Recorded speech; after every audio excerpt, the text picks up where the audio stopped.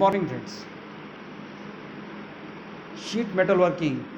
In last lecture we have seen that what is meant by sheet, then classification of sheet metal operations. In that we have seen that cutting of it is classified into cutting and forming operations. Basically it can be classified into cutting and forming operations. Then forming can be again classified into bending and forming of other forming operations. Okay, so shearing. So we have seen the different cutting operations we have seen. Okay, so different cutting operations we have seen. Now today we will go for the forming operations that can be performed on the sheet metal.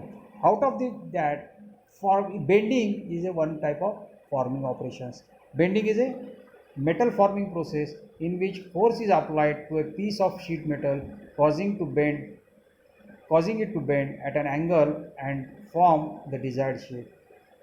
Bending is a forming operation in which sheet metal is subjected to bending stress, thereby a flat straight sheet is made into a curved sheet.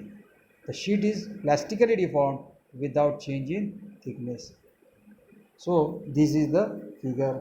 Flat sheet is there. We are doing it into curved sheet, and it may be called as L shape. We can convert it into L shape or curved shape. We are changing the shape without changing the thickness is the most important part. Now there are two methods, different methods are there: V bending and edge bending. V bending is the metal is bent between V shape punch and die. आता आपण बघितलं आहे, आधी पण बघितलं की सगळे sheet मेटलचे ऑपरेशन जे आहेत ते परफॉर्म करतात कुठं? प्रेस टूलवरती. आता प्रेस टूल म्हणजे काय? प्रेस टूलमध्ये याच्यावरती बेस आहे आणि रॅम आहे. त्या बेसवरती ज्यावेळेला डाय असते, डाय म्हणजे जो काही शेप असेल त्या शेप हा दोन ह्याच्यामध्ये कन्वर्ट केला जातो. एकाला upper portion of the die and it is आणि दुसऱ्याला जर म्हटलं जातं bottom portion of the die. Upper portion is connected to the RAM, and bottom portion is connected to the base of the press. आणि ज्यावेळेला RAM खाली येतो आणि बॉटम डायवरती बसतो, ऑटोमॅटिकली परफॉर्म काय होतं? आपलं जे काही आहे तो ऑपरेशन परफॉर्म होतं हे sheet मेटलमध्ये.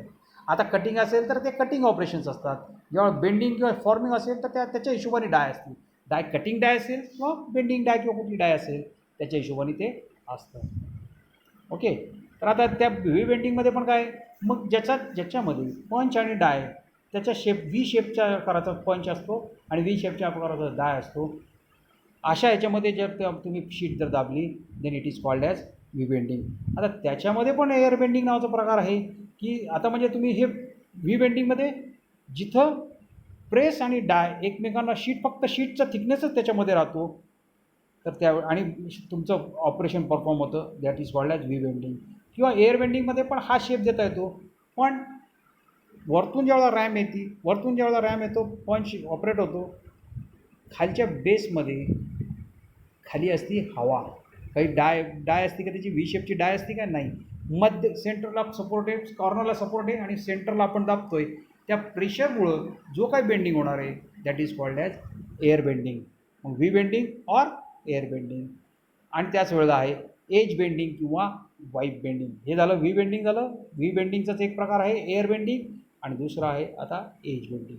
वाईप bending requires the sheet to held against the wipe die by a pressure pad. The punch is then press against the edge of the sheet that expands the die and the sheet will bend against the radius of the edge of the die. ह्याच्यामध्ये बघा, आता ह्याच्यामध्ये पण दोन प्रकार आहेत. एक rotary डाय आहे, रोटरी बेंडिंग आहे, म्हणजे हे डाय रोटेट होणार त्या ॲक्सिस भोवती आणि त्या रोटेट होताना त्या शीटला पण तो बेंड करणार. किंवा रेसिप्रोकेटिंग डाय पण असते ज्याच्यामध्ये पंच असतो, रेसिप्रोकेटिंग पंच असतो. ज्यावेळेला तो खाली जातो तो शीटला बेंड करेल. पण तो कसं असतं शीट आता समजा या टेबलवरती आपण कागद ठेवला आणि एजला जर ठेवला आणि तो कॉर्नरनी दाबला तर तो बेंड होतो ना. तसंच ते एज बेंडिंग आहे. आता त्यावेळेला आपण वरतून आलं खालूवरती करतो. आता ह्याच्याला ॲक्सेस देऊन पण आपण फोर्स लावून पण आपण त्याला बेंड करू शकतो. तर that is called as edge bending or rotary bending of the sheet metal. आणि हे बेंडिंग ऑपरेशन्समुळं कुठले जनरली फ्लेंजिंग ऑपरेशन आहे, हेमिंग ऑपरेशन्स आहेत. आता त्याच्यामध्ये पण फ्लेंजिंगमध्ये कुठले स्ट्रेट फ्लेंजिंग आहे, स्ट्रेट फ्लेंजिंग आणि स्विंग. आता स्ट्रेट जर राहिलं दॅट इज स्ट्रेट, जर कॉन्केव्ह असेल स्ट्रेच, कॉन्व्हेक्स असेल श्रिंक. म्हणजे जो एज जो असतो त्याला कसा शेप दिलेला आहे त्याच्या हिशोबाने तिथं कुठल्या प्रकारचं फ्लेंजिंग आहे हे ठरवलं जातं. आणि नंतर आहे हेमिंग, सिमिंग अँड नर्लिंग.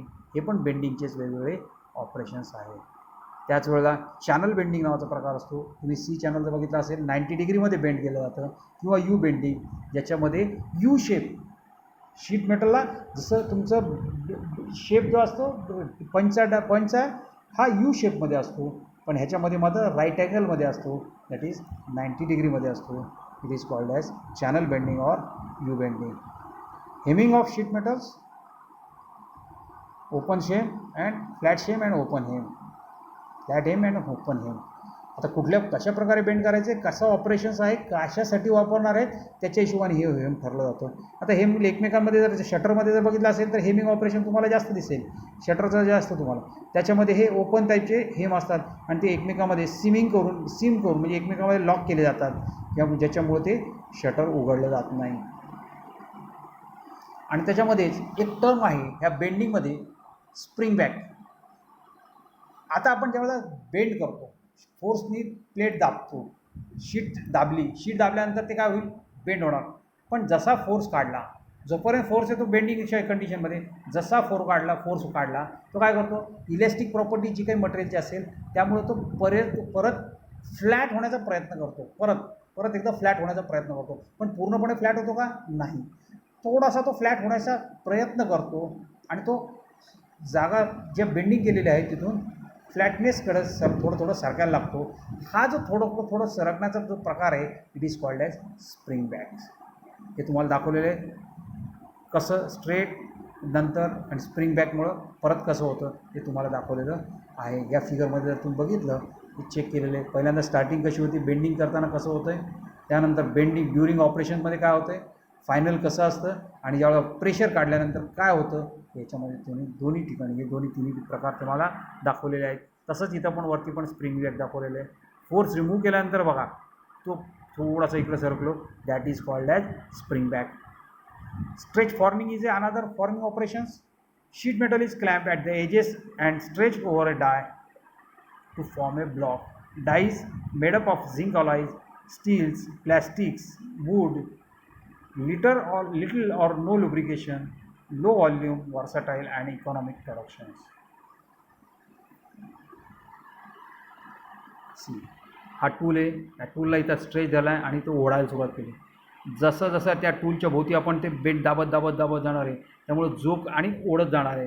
ह्या स्ट्रेचिंगमुळं आणि हे दाबल्यामुळं म्हणजे हे स्ट्रेच होत असतानाच आपण त्या टूलच्या भोवती करणार आहे. त्यामुळे तो टूलचा जो शेप आहे तो ह्या शीटला मिळायला सुरुवात होती. Coining similar to embossing with the difference that similar or different impressions are obtained on both sides of the sheet of the metal.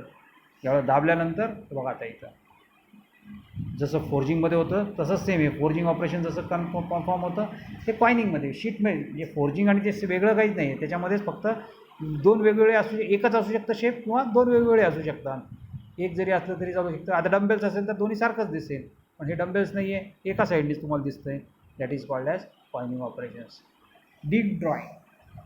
आता तुम्ही भांडं बघितलेलं आहे, पातेल्यामध्ये खाली बॉटमला फ्लॅट असतं काही वेळा, वरच्या बाजूला पण तुम्हाला काही हे असतं काय म्हणतात त्याला म्हणजे बॉक्स टाईप असतं किंवा कप टाईप असतं. तर त्यावेळेला बॉटमला एक असतं आणि वरच्या बाजूला पण असतं. तर ते जे ऑपरेशन आहे, पातेलं बनवण्याचं जे ऑपरेशन आहे, it is called as deep drawing. Deep drawing is a metal forming process in which the sheet metal is stretched into desired shape. Tool pushes downward on the sheet metal, forcing it into the die cavity of the sheet of the desired part. बघा इथं कसं दाखवलेलं आहे ते दिलेलं आहे, तुम्ही cut केल्यानंतर कसं होतं ते दिलेलं आहे. Clearance in deep drawing. आता ह्याच्या डीप ड्रॉइंगमध्ये क्लिअरन्स किती पाहिजे, तर it should be greater than the steel thickness. जे काही तुमचं मटेरियलची थिकनेस आहे त्याच्यापेक्षा जास्त पाहिजे, आणि it is going to vary between 107 to 115%. That is used extensively for forming into the cup or box like structure. Pots, pans, or for cooking containers, sinks, automobile parts such as panels and gas tanks are among a few of the items manufactured with the help of this deep drying. हे जर बघितलं तुम्ही याच्यामध्ये बघा, ही sheet आहे, या शीटला पॅडने hold केलेले, आणि तुम्ही जसजसं दाबता ते पॅडमधून ते निघेल आणि त्याला यू शेप फॉर्म होईल. जसं यू बेंडिंग होतं, सिमिलरली हे इथं लिहायला सुरुवात होती. आयर्निंग आणि ड्रॉइंग ऑपरेशन सेमच आहे, पण आयर्निंगमध्ये होतं काय की इथं बघा, आता तुम्ही बघा ही बॉटम थिकनेसला आपण चेंज करतोय का नाही, पण ही जे व्हर्टिकल पॉटचा जे व्हर्टिकल सेक्शन असतो त्याची थिकनेस आपण कमी करतो. ही थिकनेस कमी केलं की तो जो पोर्शन, जो कमी होणारा पोर्शन आहे तो अकोम्युलेट होतो, त्यामुळे त्याची लेंथ, हाईट ही त्याची वाढायला सुरुवात होती. That is called as ironing operations. Die is a specialise tool used in manufacturing industry.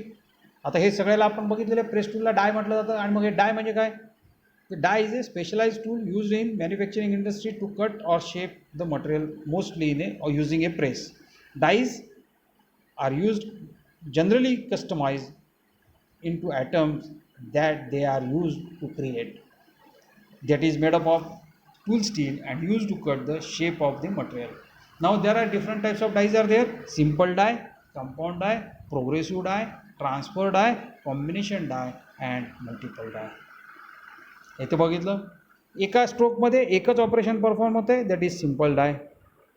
One stage, एका स्टेजमध्ये एका स्ट्रोकमध्ये एकच ऑपरेशन परफॉर्म होते, it is called as simple die. आता बघा इथं कटिंगच ऑपरेशन होते, बाकी कुठलं ऑपरेशन होतं का नाही, that is called as simple die. कंपाऊंडमध्ये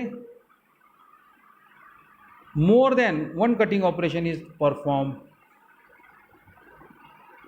in one stroke at one stage. In one stroke at म्हणजे